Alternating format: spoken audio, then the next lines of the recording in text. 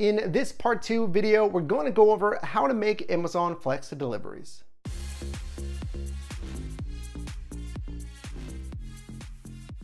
In your Amazon Flex app, we're going to click on a list under itinerary to see all of your deliveries.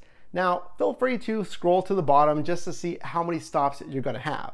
Now, although you don't know exactly where you're going in your marketplace until you start making your deliveries, in general, your deliveries will be clustered together in one specific area of your market. Scroll to the top of your itinerary and click on stop number 1 and use the GPS to navigate to your destination.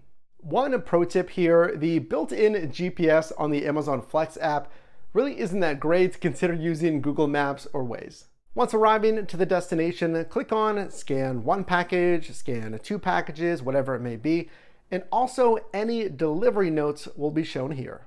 Locate the envelope or the package in your vehicle, and here again, we're going to scan either the middle barcode or the QR code that we showed you in part 1. Now, when searching for the package or envelope, just to make it easier, you can of course look for the name, the address, but also pay attention to the type of package. You can see here, large box. So now we know what type of item to look for. Saves you just a little bit of time. So once we find that package and scan it correctly, we'll be shown this screen. Where are you leaving the packages? Number 1, John or a household member. Number 2, receptionist or doorman. Number 3, front door or front porch. Number 4, rear door or rear porch. Number 5, in a secure mailroom. Number 6, another safe location. So let's go over each of these so you know when to use each category appropriately. Number 1, delivering to John or a household member, pretty self-explanatory. Now, you'll use this for whatever reason you want to stay, you want to ring the doorbell and actually wait for someone to answer. Number 2, receptionist or doorman.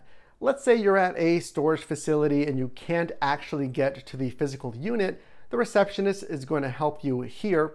Also, large condos or buildings where the receptionist or doorman engages you first to help. One note here, don't immediately leave. You'll actually need to record the name of that receptionist or doorman. Number 3, in my opinion, the most common, the front door or the front porch. This is typically when you're going to leave a package and then ring the doorbell and leave. Note, once you click on this option, you'll be required to take a picture to confirm. A note about this one, we do want it to be in a secure location. Now, while it may be the front door, we ideally want to make sure that package isn't visible from the street or other high traffic areas. Number 4, rear door or rear porch.